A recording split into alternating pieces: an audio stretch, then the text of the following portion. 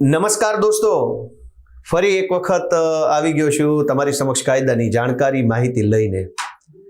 આપણે બધા છાપામાં વાંચીએ, ટીવીમાં જોઈએ અથવા હિન્દી ફિલ્મોમાં આપણે જોતા હોઈએ એટલે આપણને એમ લાગે કે રિમાન્ડ મેળવ્યા તો બાબુ આ વખતે પોલીસ બરાબરનો ડૂચા કાઢી નાખશે. અને હિન્દી ફિલ્મોમાં તો આમ રિમાન્ડ મળે એટલે આપણે બધા ફિલ્મોમાં જોયું છે, આમ કોઈકને ઊંધો ઉડાવે ને બરફ ઉપર સુવડાવે ને ધોકા મારે ને પટ્ટા મારે ને આપણને એમ થઈ જાય કે બાપુ રિમાન્ડ મળ્યા છે તો હવે તો બચે. તો ખરેખર રિમાન્ડમાં હોય શું? પોલીસ જ્યારે આપણા રિમાન્ડ, આમ તો શું કામ રિમાન્ડ મેળવે છે? રિમાન્ડ મેળવીને શું કરવું હોય છે પોલીસે? કોર્ટ શું કામ રિમાન્ડ આપે છે? કેટલા દિવસના આપે? રિમાન્ડ આપે તો મારે કે ના મારે? તો હિન્દી ફિલ્મોમાં આપણે જે કંઈ જોઈએ છીએ એવું જ ખરેખર કાયદામાં છે કે કંઈક અલગ છે? છાપામાં વાંચીએ છીએ, ટીવીમાં જોઈએ છીએ, એવું જ કંઈ કાયદામાં છે કે અલગ છે?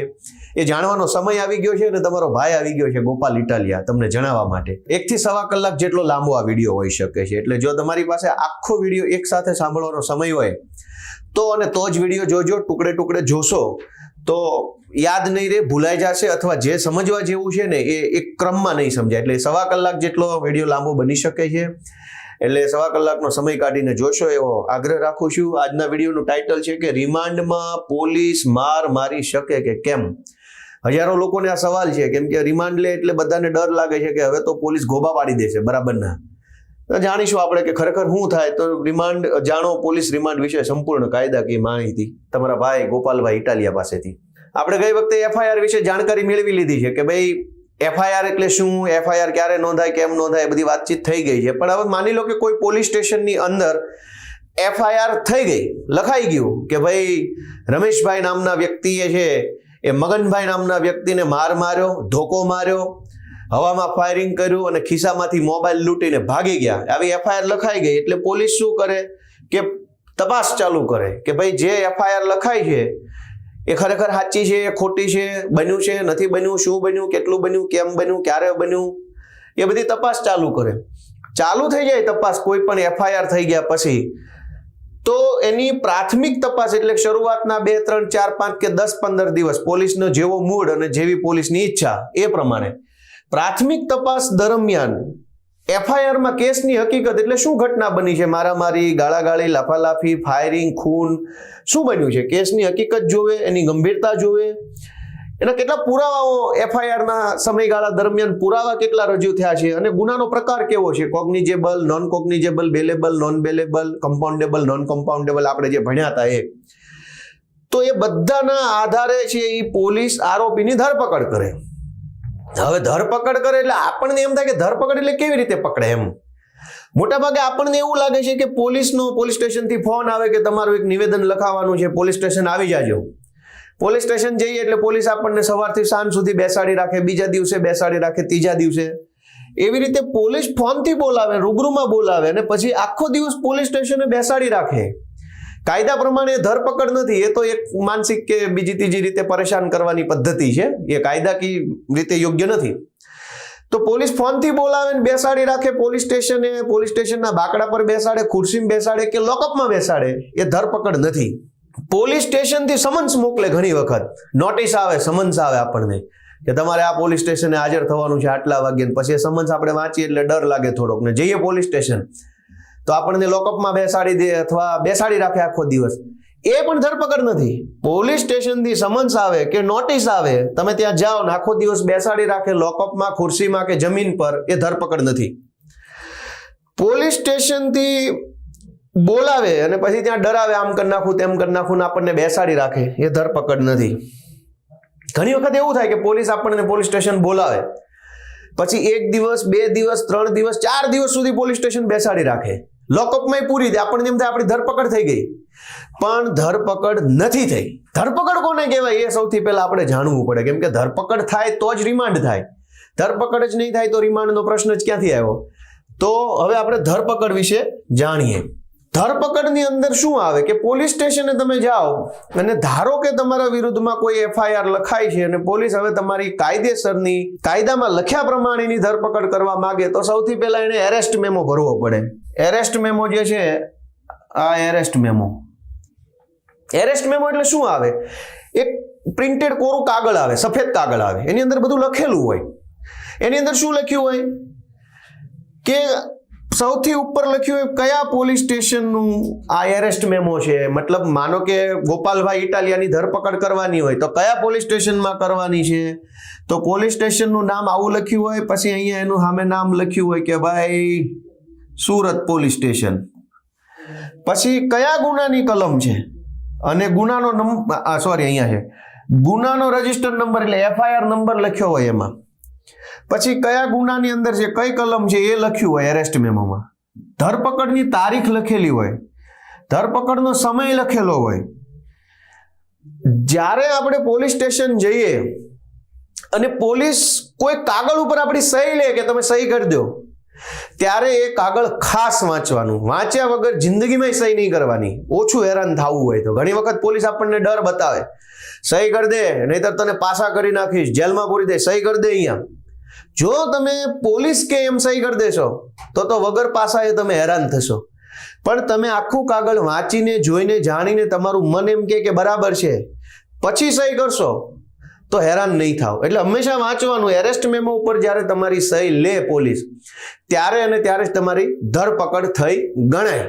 તો આપણને કેમ ખબર પડે કે મારી ધરપકડ થઈ, તો એરેસ્ટ મેમો પર આપણી સહી લેવામાં આવે. આરોપીની જેની ધરપકડ થતી હોય એની સહી લેવામાં આવે.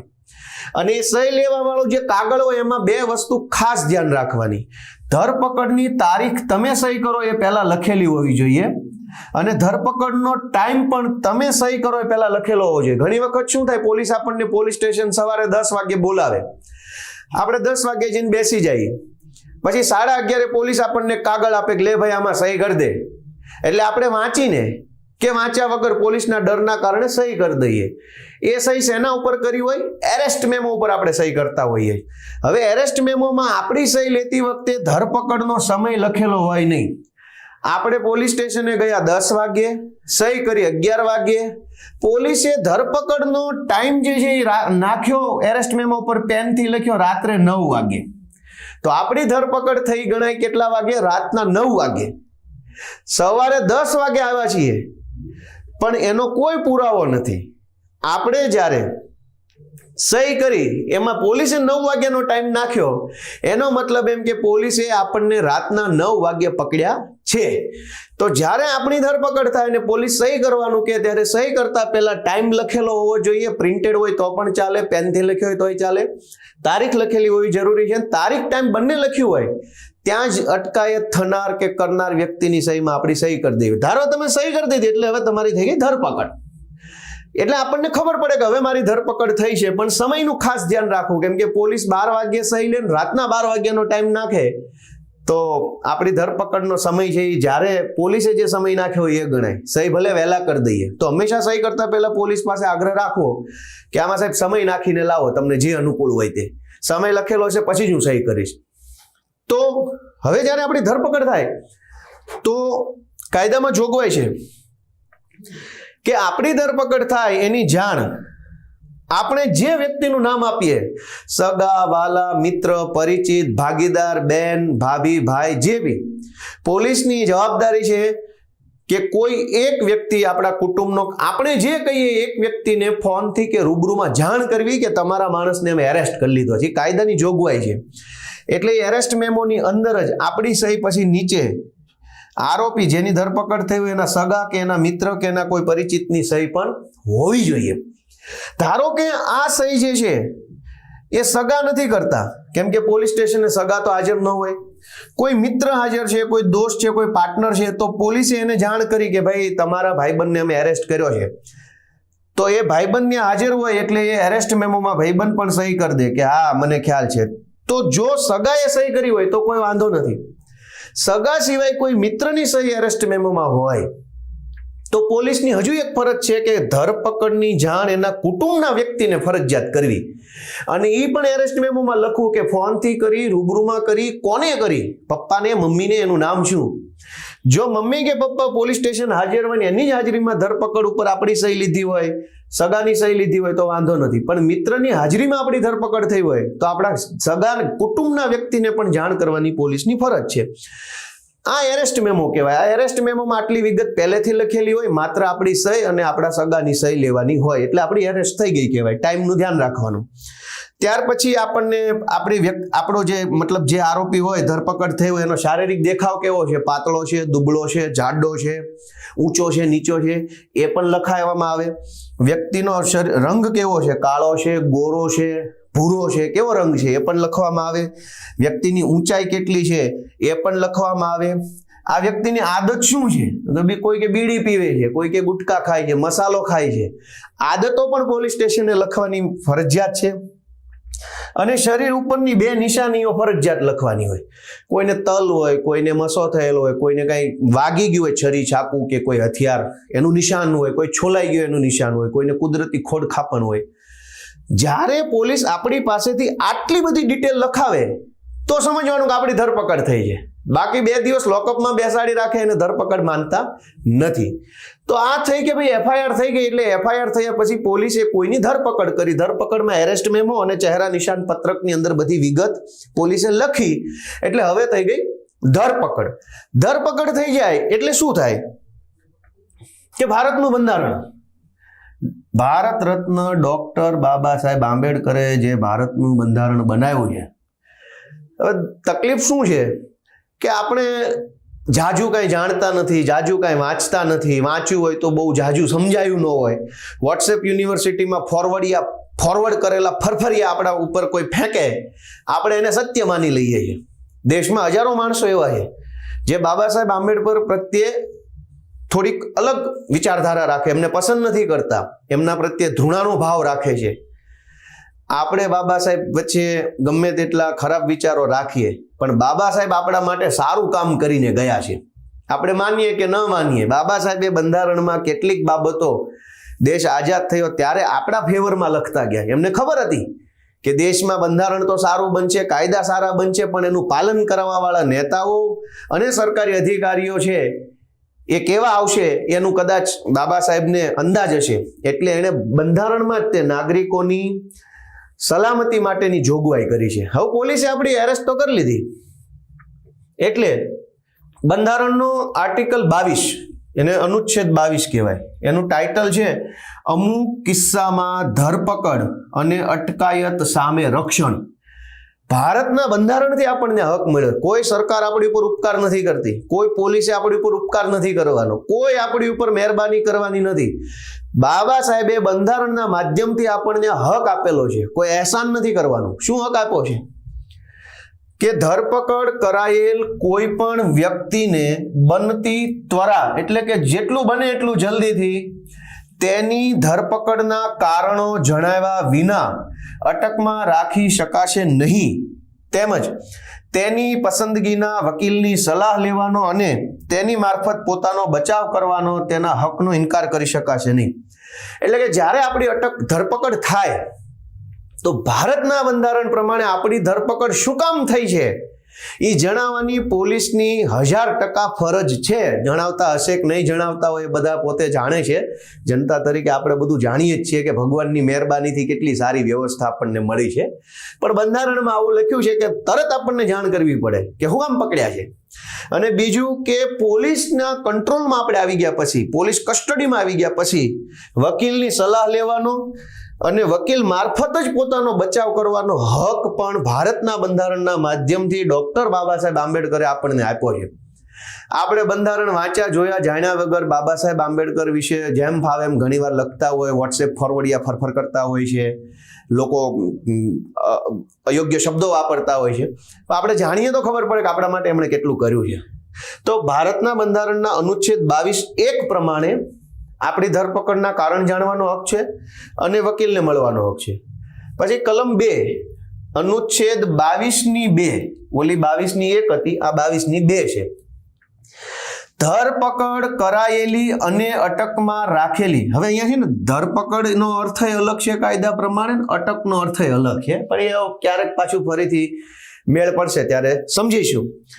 ધરપકડ કરાયેલી અને અટકમાં રાખેલી દરેક વ્યક્તિને તેની ધરપકડના સ્થળથી મેજિસ્ટ્રેટના ન્યાયાલય સુધીની મુસાફરી માટેનો જરૂરી સમય બાદ કરતા ધરપકડથી 24 કલાકની અંદર નજીકના મેજિસ્ટ્રેટ સમક્ષ રજૂ કરવી જોઈશે અને તે વ્યક્તિને સદરહુ મુદત વીત્યા પછી મેજિસ્ટ્રેટની પરવાનગી વિના અટકમાં રાખી શકાશે નહીં.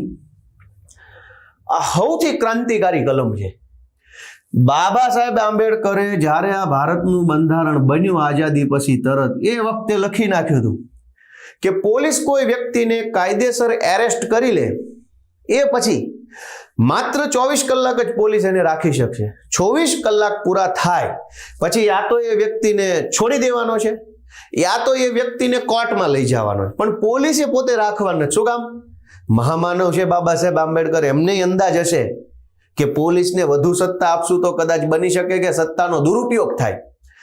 તો ભારતના બંધારણ પ્રમાણે પોલીસ આપણી ધરપકડ કરે, ધરપકડનો જે ટાઈમ નાખ્યો હોય તે એવું નથી પછી 10 વાગે પોલીસ સ્ટેશન જાઓ અને આપણે 11 વાગે સહી લઈ લીધી હોય પણ ધરપકડનો ટાઈમ 9 વાગે નાખ્યો હોય રાતનો, તો રાતના 9 વાગ્યાથી 24 કલાક ગણવાના છે, સવારે 10 વાગ્યાથી નહીં. તો એરેસ્ટ મેમોમાં જે ટાઈમ લખ્યો હોય એ ટાઈમથી 24 કલાક પૂરા થાય એટલે પોલીસે ફરજિયાત 1000% છોડી દેવો પડે યા તો એને કોર્ટમાં લઈ જવો પડે એવું ભારતનું બંધારણ કહે છે. પછી 24 કલાક કરતાં વધુ જો કોઈ માણસને પોલીસે પકડીને રાખવો હોય કે 24 કલાકમાં 24 કલાક કરતાં વધુ હવે એને પોલીસ સ્ટેશન બેસાડી રાખવો છે તો પોલીસે મેજિસ્ટ્રેટની પરવાનગી વિના અટકમાં રાખી શકાશે નહીં. પોલીસે શું કરવું પડે? 24 કલાક કરતાં વધુ પોતાની પાસે માણસને પકડીને રાખવો હોય તો મેજિસ્ટ્રેટની પરવાનગી લેવી પડે. આગળ જોઈએ હવે તો આ ભારતના બંધારણની 2 કલમ. હવે છે ફોજદારી કાર્યરીતિ સંહિતા 1973, અંગ્રેજીમાં છે CRPC, code of criminal procedure. એમાં કલમ નંબર 57 છે. અહીંયા પેનનો કલર આ છે કલમ 57. કલમ 57માં એવું લખ્યું છે કે વગર વોરંટે પકડાયેલ વ્યક્તિને કોઈ પોલીસ અધિકારી તે બાબતના બધા સંજોગો જોતા વ્યાજબી હોય તે કરતા વધુ મુદત સુધી કસ્ટડીમાં રાખી શકાશે નહીં અને કલમ 167 હેઠળ મેજિસ્ટ્રેટનો ખાસ હુકમ ન હોય તો તે મુદત ધરપકડના સ્થળેથી મેજિસ્ટ્રેટના ન્યાયાલય સુધી પહોંચવા માટે જરૂરી પ્રવાસનો સમય બાદ કરતા 24 કલાકથી વધુ હોવી જોઈએ નહીં. મતલબ ફરીથી ભારતના બંધારણમાં તો લખ્યું જ છે પણ CRPCમાં 57 નંબરની કલમમાં લખ્યું છે કે પોલીસે 24 કલાકથી વધુ કોઈને પોતાની કસ્ટડીમાં, કબજામાં, લોકઅપમાં કે પોલીસ સ્ટેશનમાં રાખવો નહીં. 24 કલાકથી વધુ જો રાખવો હોય તો બંધારણમાં શું લખ્યું છે? મેજિસ્ટ્રેટની પરવાનગી લેવી. અહીંયા શું લખ્યું છે? જો 24 કલાક કરતા વધુ સમય પોલીસ સ્ટેશનમાં માણસને રાખવો હોય પોલીસે તો કલમ 167 હેઠળ મેજિસ્ટ્રેટનો ખાસ હુકમ. આ મેજિસ્ટ્રેટનો ખાસ હુકમ એટલે રિમાન્ડ કાયદાની ભાષામાં. 167 હેઠળ મેજિસ્ટ્રેટ હુકમ કરે એને જ આપણે રિમાન્ડ કહેવાય. એટલે આપણે હવે એટલું સમજ્યા છીએ અહીં સુધીમાં કે જે માણસની ધરપકડ થાય એને ભારતના બંધારણ પ્રમાણે અને CRPC કલમ 57 પ્રમાણે 24 કલાક કરતાં વધુ પોલીસ રાખી શકે નહીં. એટલે હવે પ્રશ્ન આવ્યો કે 24 કલાક કરતાં વધુ એ માણસને પોલીસે પોતાના કબજામાં, ધરપકડમાં રાખવો હોય તો શું કરવું પડે? એને આગળ જાણીએ. ફરીથી આપણે બાબા સાહેબને યાદ કરશું. બાબા સાહેબે એટલું બધું જબરજસ્ત બંધારણની અંદર આપણા માટે જોગવાઈઓ કરી છે પણ આપણે વાંચ્યા વગર જ જો માત્ર બાબા સાહેબની જ્ઞાતિના કારણે કે એમને માનવાવાળા સમાજના કારણે આપણી એમના પ્રત્યેની નકારાત્મકતા બાબા સાહેબ પ્રત્યે વ્યક્ત કરીએ એ યોગ્ય નથી. આપણે જાણવું પડે કે કોઈ મહાપુરુષે આપણા માટે શું કામ કર્યું છે. તો બાબા સાહેબ, ભારત રત્ન બાબા સાહેબ આંબેડકરે ભારતના બંધારણના અનુચ્છેદ 20માં બહુ જબરજસ્ત એક કાયદાની જોગવાઈ કરી છે. શું લખ્યું છે? ગુના માટે દોષિત ઠરાવવા અંગે રક્ષણ. એમને એ વખતે ખબર હતી કે ભાઈ પોલીસ ગમે ને ગમે એ ખોટા ગુનામાં પૂરી દેશે, કોઈ પણ ખોટા ચાર્જ લગાવી દેશે, ખોટી FIR થશે, ખોટી રીતે સજાઓ આપી દેવામાં આવશે એવું એમને લાગતું. તો એમને ખબર હતી કે બની શકે કે કાયદો સારો હોય પણ કાયદાનું પાલન કરાવવા વાળો નેતા કે અધિકારી ખરાબ હશે તો કાયદાનો દુરુપયોગ કરશે. એટલે કાયદાના દુરુપયોગની સામે વ્યક્તિને રક્ષણ આપવાની જોગવાઈ બાબા સાહેબે બંધારણમાં કરી છે. શું લખ્યું છે? અનુચ્છેદ 20(1) છે. આની વિશે હું અત્યારે ડિટેલમાં નથી જતો, જરૂરી તો છે પણ છતાંય બીજી વખત સમજીશું. અનુચ્છેદ 20(2) એવું કહે છે કે એક જ ગુના માટે કોઈ પણ વ્યક્તિ ઉપર એકથી વધુ વાર કામ ચલાવીને તેને શિક્ષા કરી શકાશે નહીં. આ બાબા સાહેબે બંધારણમાં લખેલું છે. આપણે ઘણી વખત જોઈએ છે કે કોઈ ઘટના બને એટલે ગેંગ આવે, 50, 20, 50, 100 પોલીસ સ્ટેશનોમાં અરજી આપી આવે એક જ બાબતની. ધારો કે ટીવીમાં કોઈ ભાઈ બોલ્યા અને બોલવામાં કંઈ મિસઅન્ડરસ્ટેન્ડિંગ થઈ ગયું તો 50 FIR કરાવી નાખું, આખા ગુજરાતમાં FIR કરાવી નાખું. એટલે આ ભાઈ શાંતિ રાખો, બંધારણ વાંચો ને પછી તમે આ બધી કરજો મોટી મોટી વાતો. ચોખ્ખું લખ્યું છે કે એક ગુના માટે એક જ વખત સજા મળે આખા ભારતમાં. ગુજરાતમાં ધારો કે કોઈ વ્યક્તિએ કે દિલ્હીમાં કોઈ વ્યક્તિએ ફેસબુક ઉપર કોઈ બીજા વ્યક્તિ વિશે ઘસાતા શબ્દો બોલ્યા, ધારો કે મુખ્યમંત્રી વિશે કોઈ ગાળો બોલ્યું વોટ્સએપમાં, તો આખા ભારતમાં એની FIR ન થાય. આખા ભારતમાં કોઈ પણ એક જગ્યાએ FIR થાય અને એક જ જગ્યાએ કેસ ચાલે ને એક જ વખત સજા મળે. પછી આ તો બધી ગેંગ તૂટી પડે કે અહીંયા ફરિયાદ લખાવો, અહીંયા ફરિયાદ લખાવો, ત્યાંય ફરિયાદ લખાવો, આખા ગુજરાતમાં એટલા કેસ કરી નાખો કે આ માણસ ગાંડો થઈ જવો જોઈએ. ગાંડા ભાઈ તમે થઈ જશો, આ બધું રહેવા દો. કાયદો વાંચો કે એક ગુના માટે આખા ભારતમાં એક જ વખત સજા કરી શકાય, એક જ કેસ, એક જ ટ્રાયલ. પછી બાબા સાહેબ આંબેડકરે સૌથી શાનદાર જોગવાઈ, જબરજસ્ત, એમના કેટલા 100 વર્ષ આગળનું એ વિચારી શકતા હશે તો એણે આવું લખ્યું હોય. બંધારણના અનુચ્છેદ 20ની પેટા કલમ 3 ખંડ 3 એટલે આને આપણે એમ વાંચીએ કે અનુચ્છેદ 20(3) 20(3) એવું કહે છે કે કોઈ ગુનાનો આરોપ મુકાયેલ હોય એવી કોઈ વ્યક્તિને પોતાની વિરુદ્ધ સાક્ષી બનવાની ફરજ પાડી શકાશે નહીં. આજના આખા વિડીયોનો જવાબ બંધારણથી મળી ગયો. બંધારણ એમ કહે છે કે ભાઈ કોઈની ઉપર ચોરીનો આરોપ લાગી ગયો, પોલીસ એને પકડ્યો, પછી પોલીસ એ જ ભાઈની વિરુદ્ધમાં જે વાત જતી હોય એવી કબૂલાત કરવા માટે ફરજ નહીં પાડી શકે, માર નહીં મારી શકે, ગાળો નહીં બોલી શકે, ત્રાસ નહીં આપી શકે, હેરાન નહીં કરી શકે. મતલબ કોઈ વ્યક્તિને આરોપી તરીકે પકડ્યો છે પોલીસે તો એની પોતાની જ વિરુદ્ધનું હોય એવું નિવેદન લખાવવા માટે, એવી વાત કહેવા માટે બળજબરી નહીં કરી શકે. એટલે કે વ્યક્તિને ભારતના બંધારણ પ્રમાણે મૂંગા રહેવાનો અધિકાર મળ્યો છે. આ સૌથી મહત્વની, ગંભીર, એકદમ જાનદાર, જબરજસ્ત, મસ્ત જોગવાઈ બાબા સાહેબે આપણા માટે બંધારણમાં કરી છે કે પોલીસ તમને ફરજ નહીં પાડી શકે કે તમે તમારા જ વિરુદ્ધનું કંઈક બોલો. એનો હું દાખલા આપીશ આગળ હમણાં. ટૂંકમાં અત્યાર સુધીમાં આપણે એવું જાણ્યું કે ભારતના બંધારણ પ્રમાણે પોતાની ધરપકડના કારણો જાણવાનો આરોપીને કે ધરપકડ થનાર વ્યક્તિને હક છે. પોતાના મનપસંદ વકીલની સલાહ અને મદદ લેવાનો બંધારણ પ્રમાણે હક છે. એક ગુનામાં માત્ર એક જ સજાની જોગવાઈ છે અને ભારતના બંધારણ પ્રમાણે મૂંગા રહેવાનો અધિકાર પોલીસ સમક્ષ. રાઇટ ટુ રિમેન સાયલેન્ટ, કાંઈ નથી બોલવું, મૂંગા, મૌન વ્રત, એ અધિકાર ભારતના બંધારણથી મળેલો. જરૂરી નથી કંઈ કહેવું જ નથી કહેવું. અને સુપ્રીમ કોર્ટના વખતના આદેશ પ્રમાણે અને વિવિધ કાયદા પ્રમાણે તમારી ઉપર કોઈ ગુનાનો આરોપ હોય અને પોલીસ તપાસમાં તમને પોલીસ એરેસ્ટ કરે અને તમે મૂંગા રહ્યો, બિલકુલ સાયલેન્ટ, તો એ ગુનો નથી. એના કારણે તમને આરોપી માની લેવામાં નહીં આવે કોર્ટ દ્વારા. પોલીસ ભલે માની લે પણ કોર્ટ નહીં માને. હવે આપણે સમજીએ કે પોલીસ કસ્ટડી એટલે શું. કેમ કે આપણે રિમાન્ડને સમજવા છે તો પહેલા આપણે ધરપકડ સમજ્યા. ધરપકડમાં 24 કલાકનો સમય પોલીસને મળે છે આપણને એની પાસે રાખવાનો. 24 કલાક પછી ઘરે જવા દેવા પડે અથવા કોર્ટમાં લઈ જવા પડે. તો પોલીસ કસ્ટડી એટલે ધરપકડ થયેલ વ્યક્તિની પોલીસના કબજા અને નિયંત્રણમાં પ્રથમ 24 કલાક એટલે પોલીસ કસ્ટડી. એટલે જ્યારે આપણને પોલીસ પકડી લે પછી જે પહેલા 24 કલાક હોય એમાં પહેલા 24 કલાક એટલે આપણે પોલીસ કસ્ટડીમાં એટલે કે લોકઅપમાં. હવે ઘણીવાર ઓળખાણ સારી હોય, સાહેબ ઘરના હોય, આપણી જ્ઞાતિના હોય, કે આપણે જે પાર્ટીને માનતા હોય એ પાર્ટીના નેતાની થોડીક વાત વધારે માનતા હોય તો લોકઅપને બદલે આપણને ખુરશીમાં બેસાડે, એ અલગ વસ્તુ છે.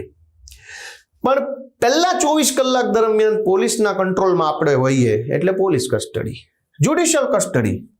કે ભાઈ હવે 24 કલાક પૂરા થઈ ગયા, હવે પોલીસે શું કરવાનું? ઘરે જવા દેવાનો, જામીન આપી દેવાનો. જામીન લાયક કેસ હોય તો. જામીન લાયક કેસ ન હોય તો પોલીસે કોર્ટમાં લઈ જવા પડે. તો કોર્ટમાં જ્યારે તમે લઈ જાઓ છો એટલે કોર્ટનું પગથિયું ચડી જાવ એટલે તમે થઈ ગયા કોર્ટના માણસ, જજના માણસ. અહીંયા હતા તમે પોલીસના માણસ, અહીંયા થઈ ગયા તમે જજના માણસ, એટલે કે જ્યુડિશિયલ મેજિસ્ટ્રેટની કસ્ટડીમાં આવી ગયા. એટલે હવે તમે જજ સાહેબના કબજામાં છો. હવે તમારું શું કરવું શું ન કરવું એ જજ સાહેબના હાથમાં છે. પહેલા તમારું શું કરવું શું ન કરવું એ પોલીસના હાથમાં હતું, હવે જજના હાથમાં આવી ગયું. જજ સાહેબ હવે નક્કી કરશે. એટલે પોલીસ જો આરોપીને 24 કલાક પૂરા થયા પછી કોર્ટમાં લાવે છે, અહીંયા કોર્ટમાં લાવે એટલે એક તો પોલીસ છે એ રિમાન્ડ માગે જજ પાસે કે સાહેબ 24 કલાક આ ભાઈને મેં પોલીસ સ્ટેશનના લોકઅપમાં બેસાડી રાખ્યા, તપાસ કરી, પૂછપરછ કરી, પણ હજુ આ ભાઈને મારે પૂછપરછ કરવી છે, હજુ પોલીસ સ્ટેશને 24 કલાક કરતાં વધુ સમય માટે લઈ જવા છે, તો મને રિમાન્ડ આપો. તો જજ સાહેબ છે એ રિમાન્ડમાં બે ઓપ્શન હોય. એક હોય યસ કે ભાઈ આપી દીધા, અને બીજો છે નો કે નથી આપ્યા. હા પાડી તો પોલીસ એને ફરીથી પોલીસ સ્ટેશને લઈ જાય. જેમ કે હું તમને સમજાવું કે આ અદાલત છે, જજ સાહેબ બેઠા છે, અહીંયા જજ છે, અહીંયા પોલીસ છે કોર્ટની અંદર, અને અહીંયા આરોપી છે, આ પિંજરામાં આરોપી અને એના વકીલ બે ઉભા. હવે પોલીસે જજ સાહેબને કીધું કે મને રિમાન્ડ આપો, જજ સાહેબે કીધું કે આપી દીધા. તો પોલીસ છે આ આરોપીને પોલીસ સ્ટેશને લઈને વહી જશે. ધારો કે પોલીસે કીધું રિમાન્ડ આપો, જજ સાહેબે કીધું નહીં, તો જજ સાહેબ પાસે બે રસ્તા છે કે હવે એ ભાઈને જામીન આપી દો, છોડી દો ભાઈ. તો હવે રિમાન્ડ નથી આપવા, તો રિમાન્ડ નહીં આપે એટલે આ ભાઈનો કબજો તો જજ પાસે છે, જ્યુડિશિયલ કસ્ટડીમાં છે. તો જજ સાહેબ કહે છે જામીન આપી દો. જામીન નથી આપવા, રિમાન્ડ નથી આપવા, તો આ ભાઈને જેલમાં મોકલી દો. એટલે કે જ્યારે પોલીસ 24 કલાક પૂરા થાય અને કોર્ટમાં લઈ જાય ત્યારે યા તો જો પોલીસ રિમાન્ડ ન માગે તો જામીન મળે, જામીન ન મળે તો જેલમાં જવું પડે, અને રિમાન્ડ માગે તો હા પાડે તો પોલીસ સ્ટેશન લઈ જવાના, ના પાડે તો જામીન મળે, જામીન ન મળે તો જેલમાં જવું પડે. હવે પોલીસ રિમાન્ડ જે છે એ રિમાન્ડ એટલે શું? આ મહત્વનો પ્રશ્ન છે. અરે બાપરે, હિન્દી ફિલ્મ જોઈએ એટલે આપણને એમ થઈ જાય કે ભાઈ, આપણે ઘણીવાર મેં એવું સાંભળ્યું છે કે સાહેબ ધોકાથી ન મારતા, એવું લાગે ને તો બે ઢીકાન લાપટ ઝાપટ માર લેજો, જે થાય આપણે સમજી લઈશું, ધોકો ન મારતા. ને બીજો માણસ આવે કે સાહેબ પટ્ટો ન મારતા, ધોકાથી ભલે મારો, જે આપણે હશે સમજી લઈશું. આવું બધું છાપામાં ટીવીમાં આવે છે. મેં નોકરી કરી છે, મને ખબર છે, બધાને ખબર છે. એટલે ઘણાને એવો પ્રશ્ન છે કે રિમાન્ડ દરમિયાન ધોકાથી મારવાના હોય, પટ્ટાથી મારવાના હોય, કે સુવડાવીને મારવાના હોય, કે બેસાડીને મારવાના હોય. આવો પ્રશ્ન મને કોઈએ કાલે મેં ફેસબુકમાં પૂછ્યું તો લખ્યો કે શેનાથી મારવાના હોય. કોઈ એવો પ્રશ્ન પૂછ્યો કેટલો માર મારી શકે. તો હવે એનો જવાબ આપણે જાણીએ. આમ તો બધા જાણે જ છે કે ગાંધીજીના આશીર્વાદ લઈને પોલીસ સ્ટેશન જાય તો ઘણી વખત નોય મારે, અને આશીર્વાદ ન હોય તો બે ધોકા એક્સ્ટ્રા મારે. પણ એ પ્રેક્ટિકલ વાત છે. કાયદો શું કે છે અહીંયા જાણવાનું. તો આપણે હમણાં અગાઉ વાંચ્યું એમ કે 24 કલાક પૂરા થાય એટલે કોર્ટમાં લઈ જવાના. CRPCની કલમ 57માં વાંચ્યું આપણે હમણાં આગળ, અને એમાંય લખ્યું હતું કે 24 કલાક પછી વધારાની કસ્ટડી જોતી હોય તો CRPC 167 પ્રમાણે મેજિસ્ટ્રેટની પરવાનગી. તો CRPC 167 કલમ નંબર 167 એની કલમ નંબર 167 એનું ટાઇટલ શું છે કાયદામાં કે 24 કલાકમાં પોલીસ તપાસ પૂરી ન થઈ શકે ત્યારે કાર્યરીતિ. એટલે કે જો પોલીસને એવું લાગે, હવે આમાં કોઈ કાયદો નથી, કે શું કામ લાગે ને શું કામ ન લાગે. પોલીસનો મૂડ, પોલીસની ઈચ્છા, પોલીસની મરજી, પોલીસને ઉપરથી જે કાંઈ ફોન આવ્યા હોય, રાજકીય સંબંધો, એ પ્રમાણે પોલીસને લાગે કે 24 કલાકમાં તપાસ પૂરી થઈ શકશે કે નહીં થઈ શકે. એ નક્કી શેના આધારે થાય? કોનો ફોન આવ્યો છે, કયો માણસ છે, શું કેસ છે, 2 પૈસા રળે એવો માણસ છે કે ભિખારી ટાઈપનો માણસ છે. તો એ પ્રમાણે પોલીસને એવું લાગે કે 24 કલાકમાં તપાસ પૂરી થશે કે નહીં થાય. તો જો પોલીસને એમ લાગે કે 24 કલાકમાં તપાસ પૂરી નથી થઈ શકે એમ, તો પોલીસ શું કરે? 24 કલાક પછી કોર્ટમાં લઈ જાય અને કોર્ટમાં લઈ જઈને સાહેબને કે, જજ સાહેબને, સાહેબ 24 કલાક પૂરા થઈ ગયા પણ તપાસ તો પૂરી નથી થઈ, તો 167 મુજબ મને રિમાન્ડ આપો. તો શું રિમાન્ડ? કે જ્યારે પણ કોઈ વ્યક્તિને પકડીને કસ્ટડીમાં રાખવામાં આવે અને એમ જણાય કે કલમ 57માં નક્કી કરેલી 24 કલાકની મુદત અંદર પોલીસ તપાસ પૂરી થઈ શકે તેમ નથી અને આરોપ કે માહિતી વજૂદવાળી છે એમ માનવાને કારણો છે, ત્યારે પોલીસ સ્ટેશનના ઇન્ચાર્જ અધિકારીએ અથવા પોલીસ તપાસ કરતા સબ ઇન્સ્પેક્ટર કરતા નીચલા દરજ્જાના ન હોય તે. એટલે રિમાન્ડ માંગવામાં એક ખાસ નિયમ છે કે પીએસઆઈ થી નીચેનો અધિકારી ક્યારે રિમાન્ડ માંગી શકે નહીં. રિમાન્ડ માંગવા માટે ફરજિયાત પીએસઆઈ અથવા એનાથી ઉપરનો કોઈ પણ અધિકારી ચાલશે, પણ પીએસઆઈ થી નીચે નહીં. તો પોલીસ સબ ઇન્સ્પેક્ટર કરતા નીચેની દરજ્જાના ન હોય તે પોલીસ અધિકારીએ આ અધિનિયમમાં હવે પછી ઠરાવેલી ડાયરીમાં, એટલે કેસ ડાયરી, એ વિગતે સમજવા જેવું છે, ક્યારેક સમજાય છે. કેસ ડાયરીમાં સંબંધિત કરેલી નોંધેલી એક નકલ નજીક જ્યુડિશિયલ મેજિસ્ટ્રેટને તરત મોકલવી જોઈએ અને આરોપીને તે સમયે મેજિસ્ટ્રેટ તરફ મોકલી દેવો. CRPC કલમ 167 જે રિમાન્ડ માગવાની કલમ છે એની કલમ નંબર 2, એટલે કે 167(2). હવે એમાં લખ્યું છે કે આ કલમ હેઠળ આરોપીને જેની તરફ મોકલવામાં આવે તે મેજિસ્ટ્રેટ તે કેસની ઇન્સાફી કાર્ય કરવાની હકુમત હોય કે ન હોય, આરોપીને એવા મેજિસ્ટ્રેટને યોગ્ય લાગે તેવી કસ્ટડીમાં રાખવાનો વખતો વખત અધિકાર આપી શકશે.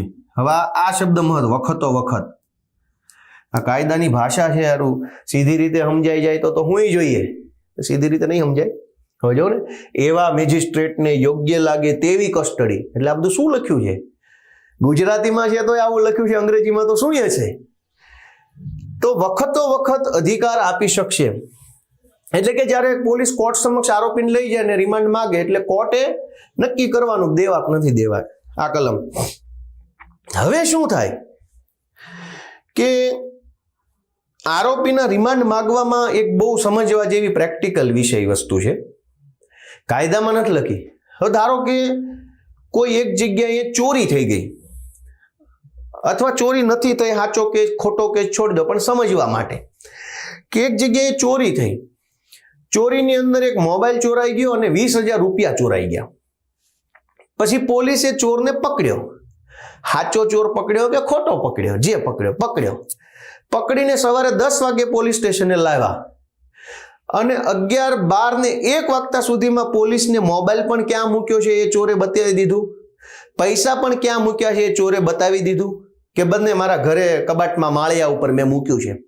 એટલે પોલીસે શું કર્યું કે 1 વાગ્યે મોબાઈલ પણ લઈ આવ્યા અને પૈસા પણ લઈ આવ્યા અને ચોરને પછી એરેસ્ટ બતાવી દીધો ઓન પેપર.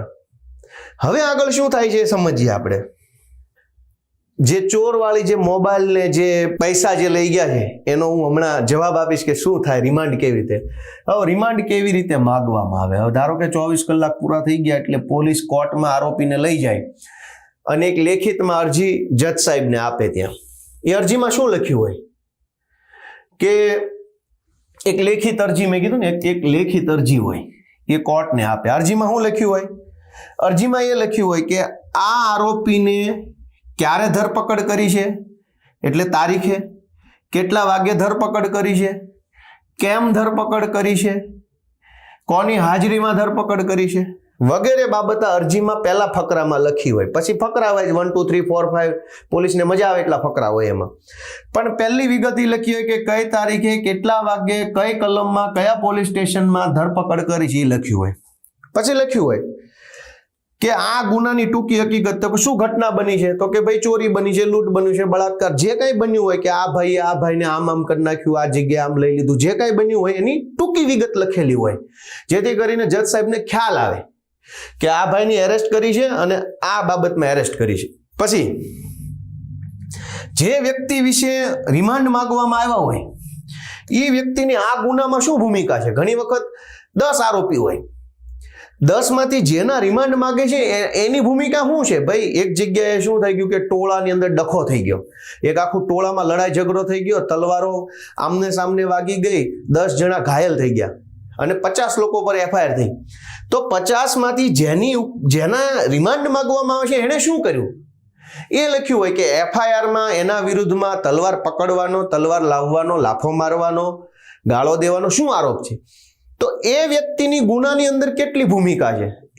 10 આરોપી હોય તો 10એ એક સરખું કામ તો ન કર્યું હોય, બધાએ થોડું અલગ અલગ ગુનો કર્યો હોય, બધાનો ભેગો મળીને મોટો ગુનો બન્યો હોય. તો એ વ્યક્તિની ભૂમિકા લખેલી હોય કે સાહેબ આ વ્યક્તિ આવું કર્યું છે એમ. પછી પોલીસે કેટલા દિવસના રિમાન્ડ જોઈએ છે એ લખ્યું હોય કે ભાઈ અમને 10 દિવસ, 12 દિવસ, 13 દિવસ, 8 દિવસ, 9 દિવસના રિમાન્ડ આપો, એ લખેલું હોય. ત્યાર પછી આ આખી અરજીમાં રિમાન્ડ માંગવાના વિવિધ કારણો લખેલા હોય.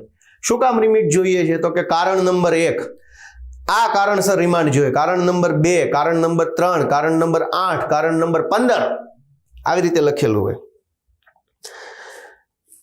હવે રિમાન્ડ માંગવામાં પોલીસ જે કારણો લખે છે એમાં કાયદા પ્રમાણે કયા કયા કારણો હોય એ જાણીએ. પછી હું તમને પેલી ચોરીમાં મોબાઈલ ને પૈસા વાળી વાત કહીશ હમણાં. જ્યારે પોલીસને એમ લાગે કે 24 કલાકમાં તપાસ પૂરી થાય એમ નથી તો વધુ પૂછપરછ માટે પોલીસ રિમાન્ડ માગે. પણ આ 24 કલાકમાં થાય એમ છે કે નહીં કેના આધારે નક્કી થાય. એક તો કેસની કલમો કઈ છે, ખરેખર ઘટના કઈ બની છે, કોના ફોન આવ્યા છે, આ બધા સંજોગોના આધારે નક્કી થાય કે 24 કલાકમાં તપાસ પૂરી થશે કે નહીં થાય. એટલે વધુ પૂછપરછ માટે. એટલે રિમાન્ડ હંમેશા શેના માટે માંગવામાં આવે છે? પૂછપરછ માટે, મારવા માટે નહીં, પૂછપરછ માટે માંગવામાં આવે.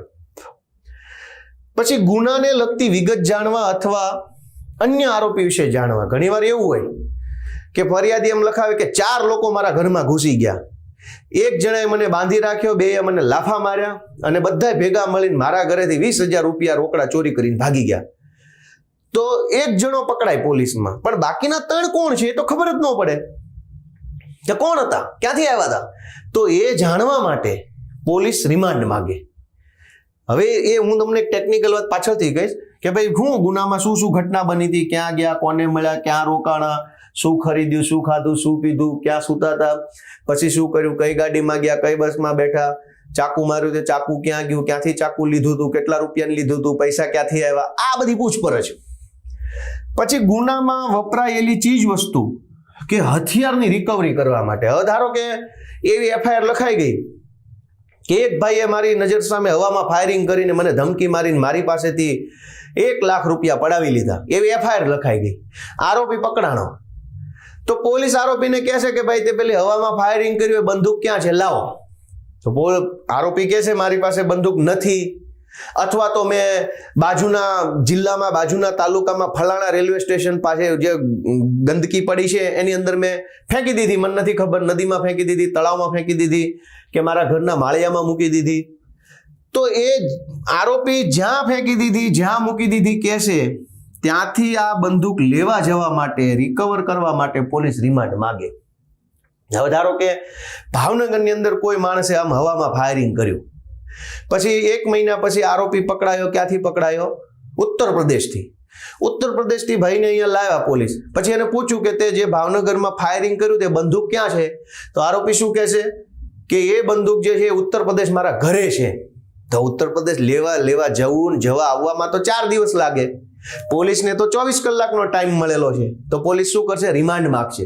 રિમાન્ડનું કારણ શું લખશે કે ઉત્તર પ્રદેશમાં જે બંદૂક પડી છે એ લેવા જવા માટે અમારે 4 દિવસનો ટાઈમ લાગે એમ છે, તો 4 દિવસના રિમાન્ડ આપો. તો રિમાન્ડ મંજૂર થાય તો પોલીસ શું કરે, સરકારી ગાડીમાં લઈ જાય ત્યાં, અને બંદૂક હોય તો લઈ આવે, ન હોય તો પંચનામું કરીને પાછા આવે. તો હથિયાર કે ચીજ વસ્તુની રિકવરી માટે, ગુનાને લગતા પુરાવા એકઠા કરવા માટે રિમાન્ડ માંગવામાં આવે. કોઈ વસ્તુ ચોરાઈ ગઈ હોય, મોબાઈલ છે, રૂપિયા છે, તો એ ચોરાયેલી વસ્તુને કબજે કરવા માટે, સોનું ચોરાઈ ગયું હોય, મિલકત, એના માટે પોલીસ રિમાન્ડ માગે. ગુનામાં સંડોવાયેલ બીજા વ્યક્તિ માટે. હવે પોલીસ છે એ ક્યારેય પણ માર મારવાની કે થર્ડ ડિગ્રી કરવાની કે માનસિક ત્રાસ આપવાની મંજૂરી કોર્ટ પાસે માગી શકે નહીં. ભારતમાં એવો કોઈ કાયદો નથી કે પોલીસ છે એ માર મારવાની મંજૂરી કોર્ટ પાસેથી માગી શકે. એટલે કે ક્યારેય કોઈ પોલીસ, ઘણીવાર એવું કહેતા સાંભળ્યા છે કે કોર્ટમાં 14 દિવસની અરજી નાખી છે રિમાન્ડની અને ધોકા મારવાની મંજૂરી માગી છે કોર્ટ પાસે, આવું કહેતા હોય છે. પોલીસ ક્યારેય કાગળ ઉપર લખીને સહી કરીને માર મારવાની મંજૂરી કોર્ટ પાસે માગી શકે નહીં, અને કોર્ટ ક્યારેય જિંદગીમાં માર મારવાની, ત્રાસ આપવાની, હેરાન કરવાની, ગાળો દેવાની મંજૂરી આપી શકે નહીં. પોલીસ માગી શકે નહીં, કોર્ટ આપી શકે નહીં. આ કાયદો છે. એટલે પોલીસ રિમાન્ડ એટલે શું તેને સમજવું હોય તો રીમાઇન્ડ એટલે ભાઈ ગુનો બન્યો પછી હવે આરોપીએ બધું ધરપકડ થાય એટલે એની યાદદાસ્ત તાજી કરો કે ભાઈ શું બન્યું હતું, ક્યાં ગયો હતો, કોને મળ્યો હતો, શું ખાધું હતું, છરો ક્યાંથી લાવ્યો, બંદૂક ક્યાંથી લાવ્યો, પૈસા ક્યાં મૂક્યા, કપડાં ક્યાં ગયા, એ વખતે પહેરાતા, એ સારવાર ક્યાં કરાવી, તને થોડુંક વાગી ગયું તો એ બધું યાદ કરવાનું અને પોલીસને પૂછપરછ દરમિયાન જણાવવાનું. એનું નામ રીમાઇન્ડ. એટલે એને આપણે રિમાન્ડ કહીએ. હવે આપણે પેલી વાર્તા ઉપર આવી જઈએ. પોલીસ જ્યારે રિમાન્ડ માગે ત્યારે ધારો કે એક ચોરી થઈ, ચોરીની અંદર મોબાઈલ ચોરાઈ ગયો, મેં તમને કીધું એમ, અને 20,000 રૂપિયા ચોરાઈ ગયા. પછી પોલીસે ચોરને પકડ્યો. ઘટના સાચી છે કે ખોટી છે એ બધા પોતપોતાની ઘટનામાં વિચારી લેવાનું. સવારે 10 વાગ્યે પોલીસ સ્ટેશને ચોરને લાવ્યા. પોલીસે 1 વાગ્યે એરેસ્ટ મેમો ઉપર એની સહી કરાવી, એટલે 1 વાગ્યાનો ધરપકડનો ટાઈમ થઈ ગયો. એટલે 1 વાગ્યાથી 24 કલાક પછી એને લઈ જશે કોર્ટમાં. પણ 10 વાગે જ્યારે કોર્ટમાં લાવ્યા તો 10 વાગ્યે એને પોલીસ સ્ટેશન લાવ્યા, એટલે 11 વાગ્યા સુધીમાં પોલીસે 2-4 લાફા માર્યા. એટલે ભાઈ બોલી ગયો કે સાહેબ એ મોબાઈલ અને પૈસા મારા ઘરે કબાટની અંદર મેં મૂક્યા છે. એટલે 2 પોલીસના ડિસ્ટાફના માણસો જઈને મોબાઈલ ને પૈસા લઈ આવશે પોલીસ સ્ટેશને. એટલે 10 વાગે આરોપી પોલીસ સ્ટેશન આવ્યો, 11 વાગે એને સાહેબને કહી દીધું, 12 વાગે મોબાઈલ અને પૈસા પોલીસના હાથમાં આવી ગયા. પણ હવે શું કરે, આ પ્રેક્ટિકલ છે, કાયદામાં આવું કંઈ નથી, પણ આવું થાય દરેક કિસ્સામાં. પોલીસ શું કરે, 1 વાગે એરેસ્ટ બતાવે, 24 કલાક પૂરા થાય એટલે કોર્ટમાં લઈ જાય, કોર્ટમાં રિમાન્ડ માગે કે 4 દિવસના રિમાન્ડ આપો સાહેબ. શું કામ? કે ચોરીમાં આણે 20,000 રૂપિયા ચોર્યા છે, એ ક્યાં મૂક્યા છે એ અમને બતાવતો નથી, તપાસમાં સહકાર આપતો નથી, જુઠ્ઠું બોલે છે, ગોળ ગોળ ફેરવીને વાત કરે છે.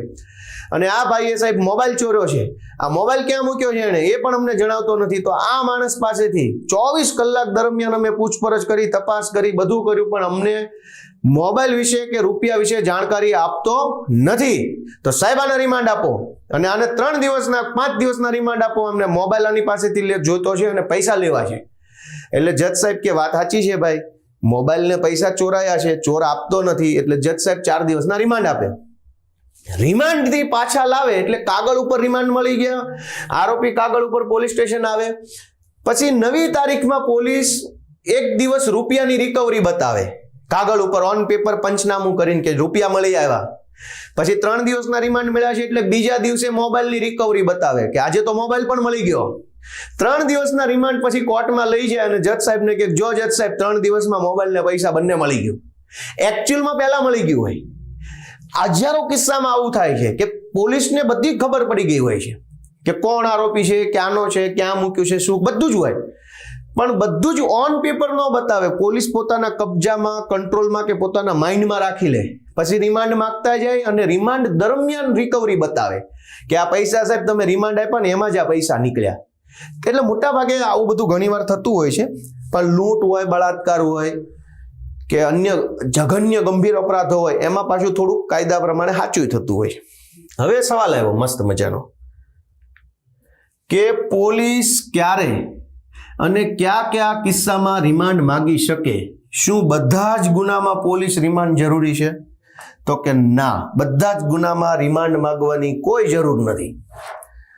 તમામ ગુનામાં રિમાન્ડ માંગવાની જરૂર હોતી નથી, પરંતુ પોલીસ હંમેશા રાજકીય કારણોસર કે ભ્રષ્ટાચારના કારણોસર કે પોતાની કામગીરી સારી દેખાડવા બિનજરૂરી રીતે ઘણા કેસમાં રિમાન્ડની માંગણી કરતા હોય છે. જરૂર હોય ના તો ક્યાં કોઈ વાંધો જ છે, માગે તો રિમાન્ડ 10 ને 20 દિવસના માગો, જેટલા માગે એટલે એમાં કઈ વાંધો જ નથી. પણ મોટા ભાગે તમામ કિસ્સામાં રિમાન્ડની જરૂર નથી હોતી.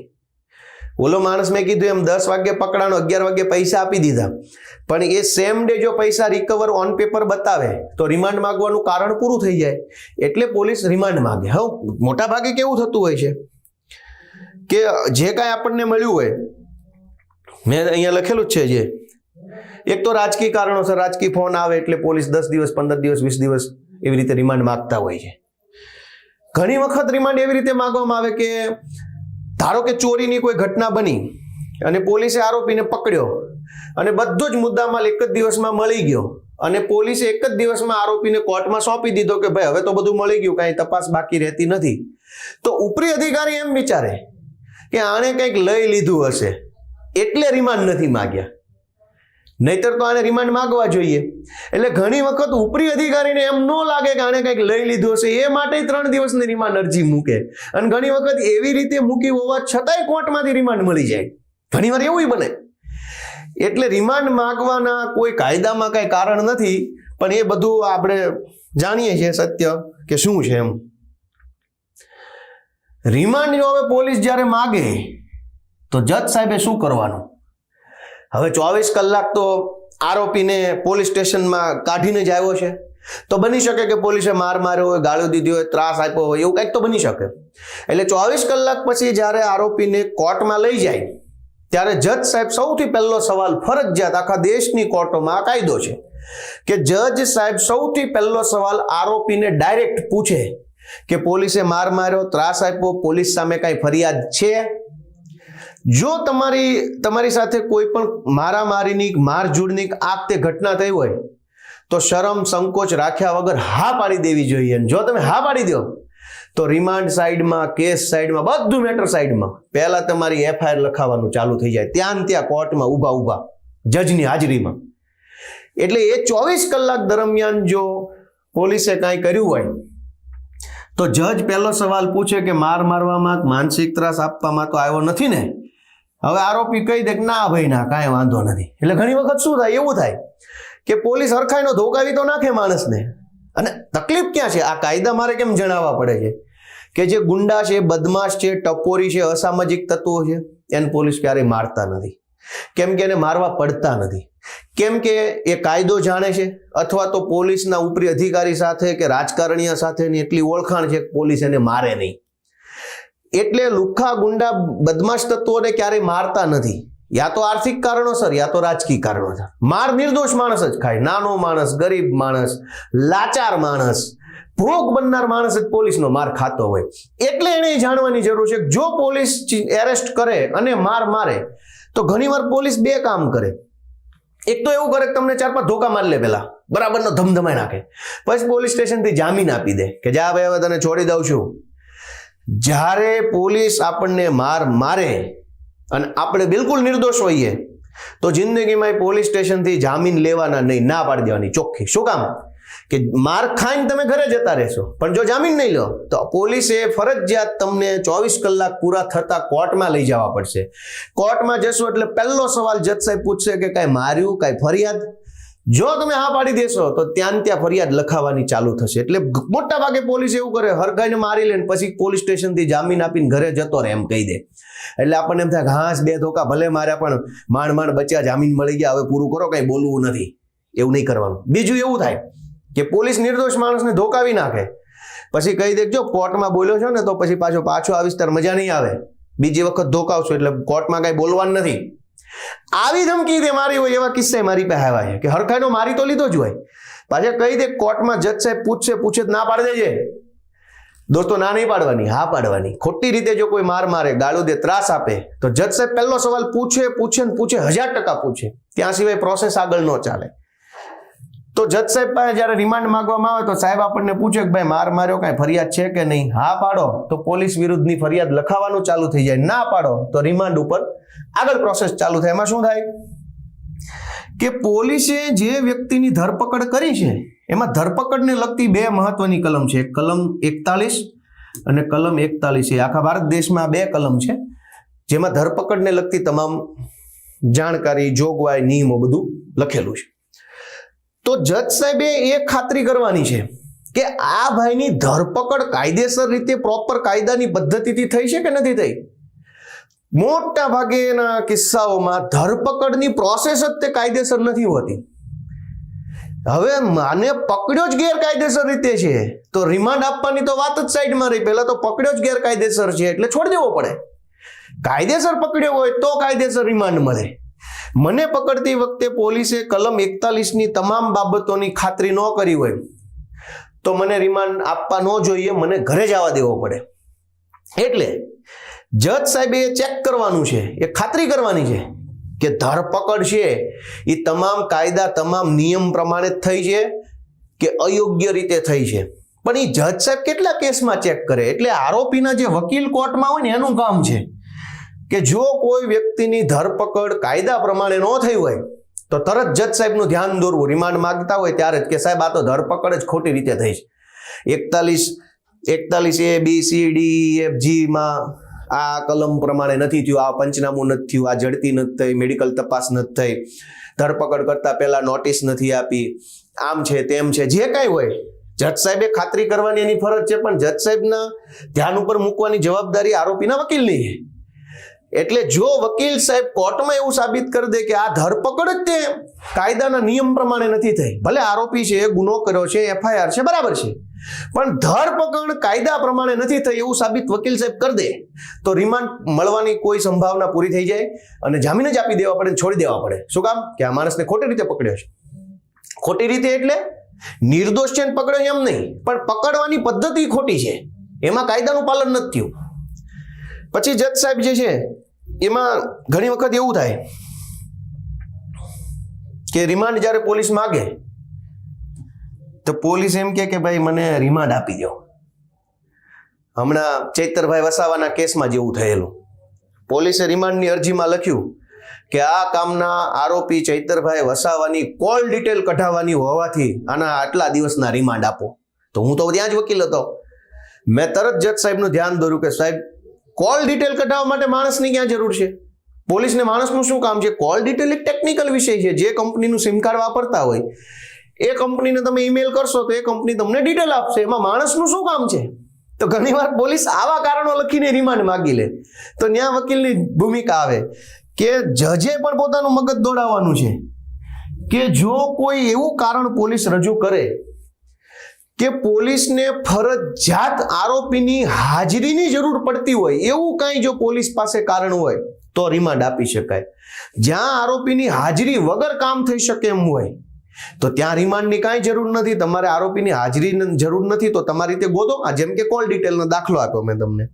જે વ્યક્તિના રિમાન્ડ મેળવવાના હોય એને ફરજિયાત કોર્ટમાં જજ સાહેબની હાજર હામો રાખવો જ પડે, ફરજિયાત કાયદા પ્રમાણે. ઘણીવાર આપણને એમ કે લોકઅપમાં પૂરી દે, ખોટી રીતે બેસાડી રાખે, પછી કે હવે જો તારા રિમાન્ડ 10 દિવસના મગાઈ લઉં છું હમણાં. હવે આ તો જાણે ઝોમેટોનો ઓર્ડર હોય એવી રીતે આપણને ઘણીવાર એવું ડરાવવામાં આવે કે તારા રિમાન્ડ મગાવું છું. રિમાન્ડ લેવા માટે, રિમાન્ડ એટલે સમયગાળો 24 કલાક કરતા વધુ સમય કેટલો જોઈએ છે પોલીસને તપાસ કરવા માટે, એ સમયગાળો એ લેવા માટે આરોપીને એક વખત જજની સામે ઊભા રાખવા પડે. શું કામ? તો જજ સાહેબ પૂછી શકે ને કે તને કઈ માર્યું બાર્યું તો નથી ને એમ. તો આરોપીની ગેરહાજરીમાં ક્યારેય રિમાન્ડ મળે નહીં. રિમાન્ડ જો જજ સાહેબ આપી દે તો હું કામ રિમાન્ડ આપે છે એના કારણોની નોંધ જજ સાહેબે ફરજિયાત કરવી પડે છે. રિમાન્ડ દરમિયાન માર મારવાની કે ટોર્ચર કરવાની પરમિશન ક્યારેય જજ સાહેબ આપી શકે નહીં. કોઈ ભારત દેશનો કોઈ કોર્ટના કોઈ જજ માર મારવાની, ટોર્ચર કરવાની, હેરાન કરવાની મંજૂરી ક્યારેય ન આપી શકે, એવો કોઈ કાયદો જ બન્યો નથી. પછી રિમાન્ડ ધારો કે 3 દિવસના રિમાન્ડ પૂરા થઈ ગયા, 3 દિવસ પૂરા થાય એટલે ફરતી કોર્ટમાં લઈ જવા પડે. ફરતી કોર્ટમાં લઈ જાય તો પોલીસ પાસે બે રસ્તા હોય. એક તો વધુ રિમાન્ડ માગે કે ભાઈ અગાઉ 10 દિવસના માગ્યા, એમાંથી 3 દિવસ આપ્યા, 3 દિવસ પૂરા થઈ ગયા તો ફરીથી કોર્ટમાં લઈ જાય એમ કે હજુ 3 દિવસ આપો. યા તો જ્યારે ફરીથી 3 દિવસ માગવામાં આવે તો જજ સાહેબ ના પાડી દે કે હવે કાંઈ દેવાનું નથી અને આરોપીને જામીન મળે અથવા આરોપી જેલમાં વહી જાય. પણ 3 દિવસ પૂરા કરીને જ્યારે એને કોર્ટમાં લઈ જાય તો ફરજિયાત એનું મેડિકલ ચેકઅપ કરાવીને જ કોર્ટમાં લઈ જવાનું હોય ને મેડિકલ ચેકઅપનો રિપોર્ટ જજ સાહેબને આપવો પડે. શું કામ? કે પહેલા 24 કલાક તો આરોપીને કોર્ટમાં રાખ્યો, પછી એને રિમાન્ડ માટે કોર્ટમાં લઈ ગયા, કોર્ટે 3 દિવસના રિમાન્ડ મંજૂર કર્યા. હવે 3 દિવસમાં મારકૂટ કરી છે કે નહીં એ કેવી રીતે ખબર પડે? તો પોલીસ જ્યારે 3 દિવસ પૂરા થાય ત્યારે ત્રીજા દિવસે કોર્ટનો સમય પૂરો થતો એ પહેલા આરોપીને સરકારી દવાખાનામાં જઈ ફૂલ મેડિકલ ચેકઅપ કરાવી એનો રિપોર્ટ લઈ અને પછી કોર્ટમાં રજૂ કરવાનો હોય કે સાહેબ આ 3 દિવસ પૂરા થઈ ગયા, આ આરોપીના એનો મેડિકલ રિપોર્ટ શું કામ? કે માર તો નથી માર્યો ને, કોઈ કાંઈ કર્યું તો નથી ને. તો રિમાન્ડ પૂરા થાય ને ફરીથી કોર્ટમાં લઈ જાય ત્યારે આરોપીને માર માર્યો કે ટોર્ચર આપ્યું નથી ને એની ખાતરી કરવાની જવાબદારી મેજિસ્ટ્રેટની છે, એટલે કે જજ સાહેબ આપણી ભાષામાં. કેમ કે કાયદામાં મેજિસ્ટ્રેટ અલગ છે, જજ અલગ છે, જસ્ટિસ અલગ છે, સેશન્સ જજ અલગ છે, ડિસ્ટ્રિક્ટ જજ અલગ છે, સિવિલ કોર્ટ અલગ છે, ક્રિમિનલ ઘણું બધું છે. તો જેમ જેમ સમય મળશે એમ શીખતા જઈશું. પણ રિમાન્ડ પૂરા થયા પછી ફરીથી કોર્ટમાં રજૂ કરે ત્યારે જજ સાહેબે મેડિકલ રિપોર્ટ સાથે ચેક કરવાનું છે કોઈ કાંઈ માર માર્યો નથી ને એમ. એટલે કે રિમાન્ડમાં માર તો કાંઈ મારવાની વાત આવતી જ નથી અને માર નિર્દોષોને જ મારવામાં આવે છે. બાકી ગુંડા ટપોરીને તો શું ધારાસભ્યોનો ફોન કરાવી દે તો કોણ એવો છે જે માર મારશે? એટલે આ કાયદો જાણવાનો નાના માણસની જરૂર છે. હવે રિમાન્ડ મળી ગયા, હાલો આ તો બધું જાણ્યું, રિમાન્ડ મળી ગયા ભાઈ, 3 દિવસના રિમાન્ડ, ધબાધબી ધોકે મારો ભાઈ. એવું નથી, રિમાન્ડ મળી ગયા છે પણ ધોકાવાના નથી હવે કોઈને. સૌથી પહેલો સવાલ નંબર આપણો 1, શું પોલીસ રિમાન્ડ દરમિયાન માર મારી શકે? તો કે ભાઈ ના, મોટો ના. નો મીન્સ નો. સુપ્રીમ કોર્ટના ડીકે બાસુ વિરુદ્ધ બંગાળ સરકાર, આ એક કેસનું નામ છે. સુપ્રીમ કોર્ટમાં ડીકે બાસુ નામના વ્યક્તિએ પિટિશન કરી હતી બંગાળની સરકાર વિરુદ્ધ ને એમાં સુપ્રીમ કોર્ટે જે ચુકાદો આપ્યો એ પ્રમાણે રિમાન્ડ દરમિયાન પોલીસ કોઈ પણ વ્યક્તિને નિર્દોષ હોય કે દોષિત હોય કે જે હોય ને મારી શકે નહીં, કે માનસિક ત્રાસ આપી શકે નહીં, કે ગાળો બોલી શકે નહીં, કે કાંઈ કરી શકે નહીં. તમારે પૂછવું હોય તે પૂછવાનું, જેટલું પૂછો એટલું. આરોપીને ભારતના બંધારણ પ્રમાણે મૌન રહેવાનો અધિકાર મળ્યો છે કે 3 દિવસના રિમાન્ડ તો 3 દિવસ મૌન, બોલવું જ નથી. ભારતના બંધારણનો અધિકાર છે.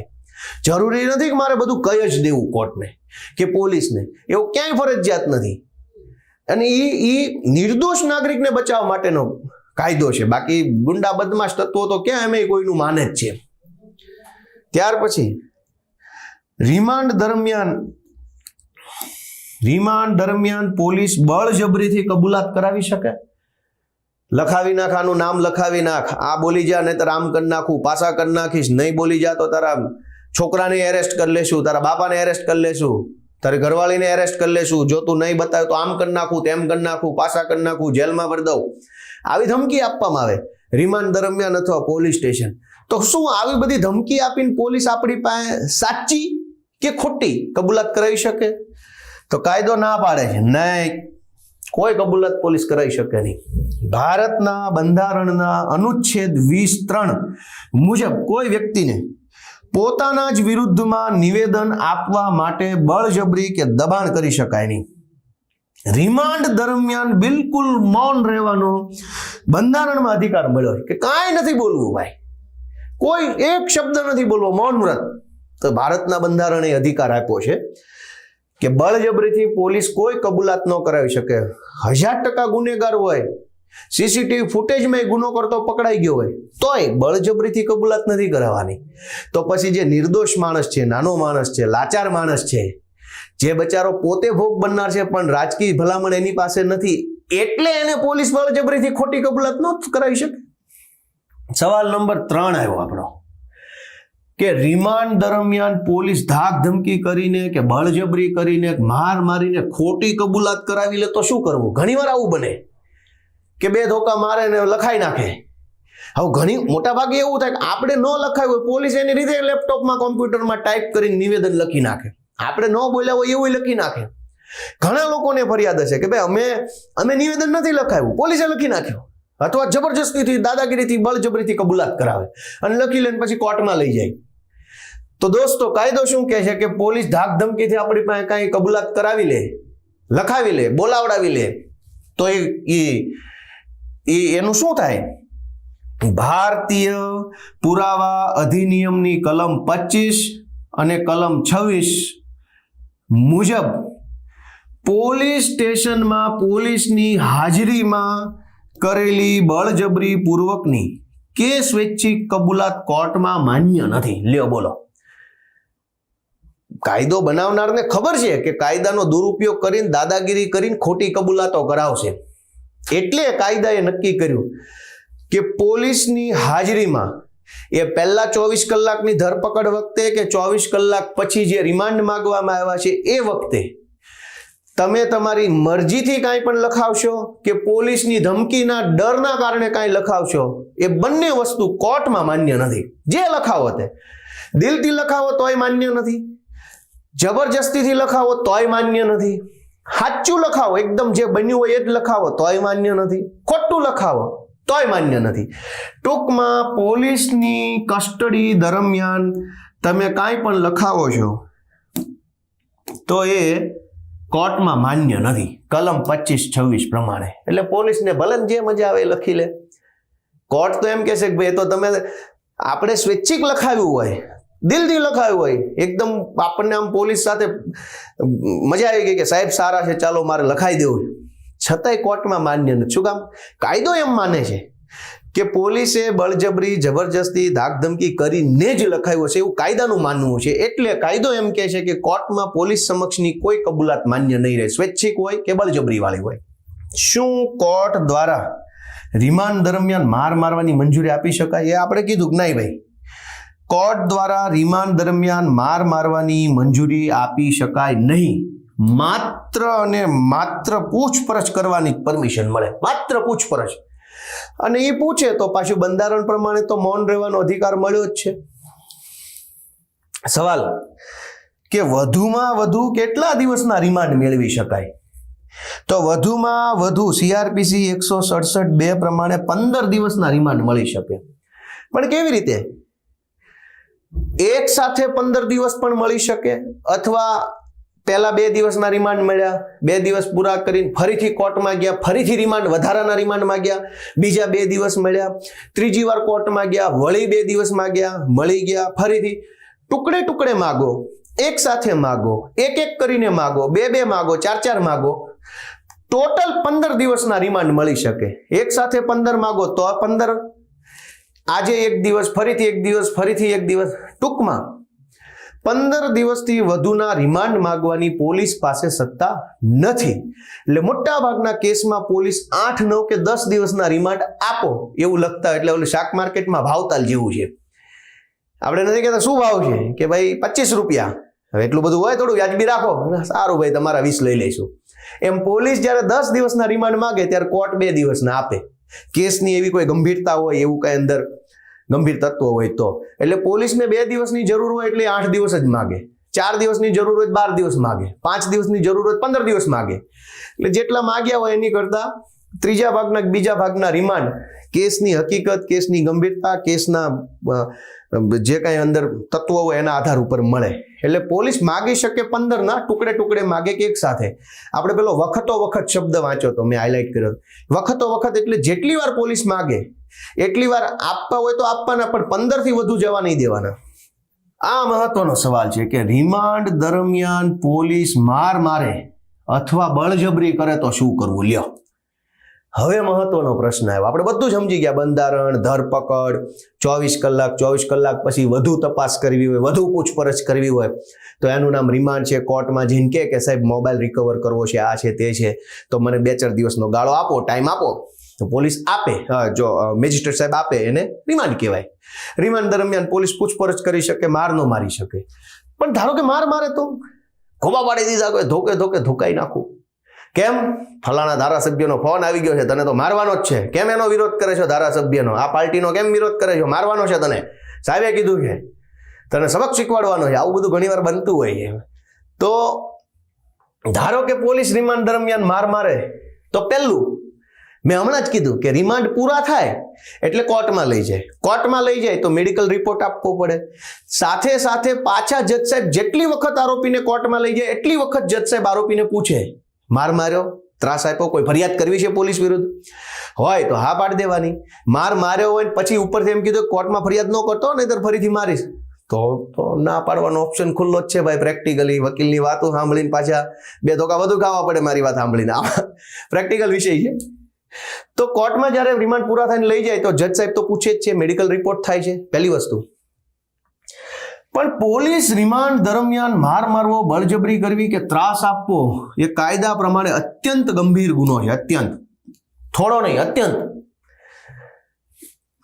હવે પોલીસ રિમાન્ડ દરમિયાન માર મારે તો ભારતીય દંડ સંહિતાની કલમ 220 એટલે કે આઈપીસી જે આપણે કહીએ, ઇન્ડિયન પિનલ કોડ 220 પ્રમાણે કાયદાથી વિરુદ્ધનું કૃત્ય કરવા બદલનો ગુનો બને. કાયદાથી વિરુદ્ધનું કૃત્ય એટલે શું?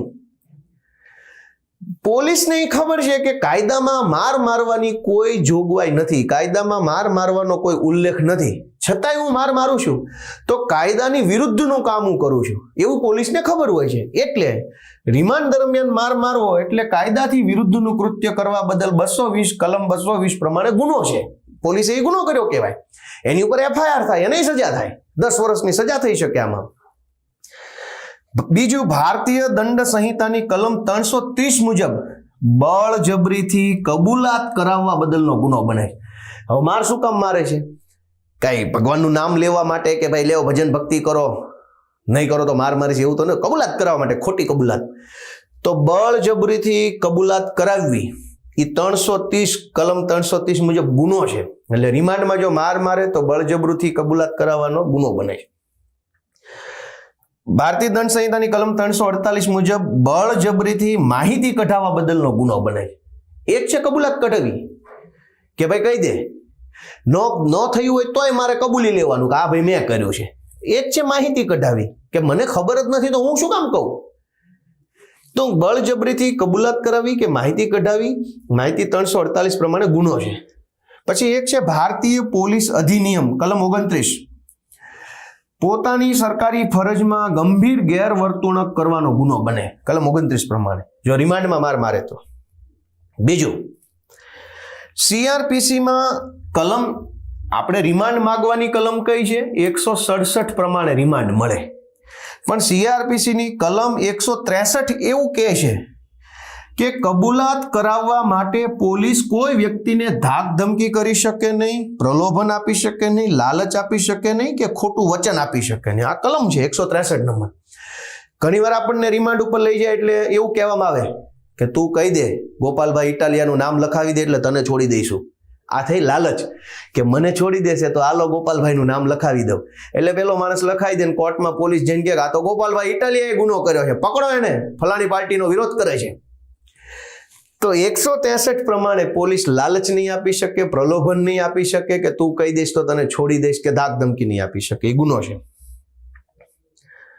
CRPC કલમ 162 પ્રમાણે પોલીસ સમક્ષના કોઈ પણ નિવેદન ઉપર વ્યક્તિની સહી લેવામાં નહીં આવે. આ કેટલું કાયદો બનાવવા વાળા લોકો કેટલા હોશિયાર છે, કેટલી એને ખબર પડતી હશે. એને એવું લખ્યું છે પોલીસ સમક્ષ આપણું જે કાંઈ નિવેદન લેવામાં આવે છે એમાં આપણી સહી નહીં હોય. શું કામ? કે કાયદો એમ માને છે કે ભાઈ આ તો ધાક ધમકીથી નિવેદન લખાયું હોઈ શકે, દાદાગીરીથી લખાયું હોઈ શકે, અને ખોટું નિવેદન લખાવીને 2 લાફા મારીને પોલીસ સહી કરાવી લે. એટલે કાયદો એમ કહે છે કે સહી નહીં લેવાની કોઈ વ્યક્તિની, જેનું પણ નિવેદન હોય, સાક્ષીનું, ફરિયાદીનું, આરોપીનું, નિવેદન ઉપર સહી નહીં લેવાની. શું કામ? કાયદો એમ માને છે કે ખોટા નિવેદન ઉપર ધમકી મારીને સહી કરાવી શકાય, એટલે સહીની જોગવાઈ જ કાઢી નાખી. જે કાંઈ લખ્યું હશે સાચું ખોટું છે એ કોર્ટમાં તો કલમ 25-26 પ્રમાણે માન્ય નથી. એટલે બળજબરીથી કબૂલાત કરાવી છે કે સ્વૈચ્છિક કબૂલાત કરી છે એની નીચે સહી નથી હોતી. અને માનો કે પોલીસે રિમાન્ડ દરમિયાન માર માર્યો હોય તો મેજિસ્ટ્રેટમાં આપણને જ્યારે રજૂ કરે ત્યારે આપણે કહી દેવાનું. સાહેબ પૂછે કે ભાઈ માર માર્યો છે તો આપણે કહેવાનું હા સાહેબ. હવે સૌથી મહત્વનો સવાલ આવ્યો કે પોલીસ વિરુદ્ધ ફરિયાદ કરીએ, ધારો કે રિમાન્ડમાં માર માર્યો, ગોપાલભાઈનો વિડીયો જોયો એટલે અંદરનો ક્રાંતિકારી જાગી ગયો અને કીધું કે ના ભાઈ તુમ હી હો ઇસ દેશ કે લાલ, અને પોલીસે રિમાન્ડ લીધા અને 2 ધોકા માર્યા, કોર્ટમાં ગયા, વિડીયો સાંભળ્યો તો યાદ આવી ગયું ફરિયાદ કરવાની, ફરિયાદ કરી દીધી.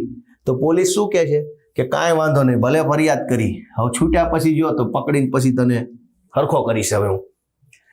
તો સવાલ એવો છે કે પોલીસ વિરુદ્ધ ફરિયાદ તો કરી દઈએ ગોપાલભાઈનો વિડીયો સાંભળીને જ્ઞાન મળ્યું એટલે, પણ છૂટ્યા પછી પકડીને ફરીથી હેરાન કરી શકે કે નહીં?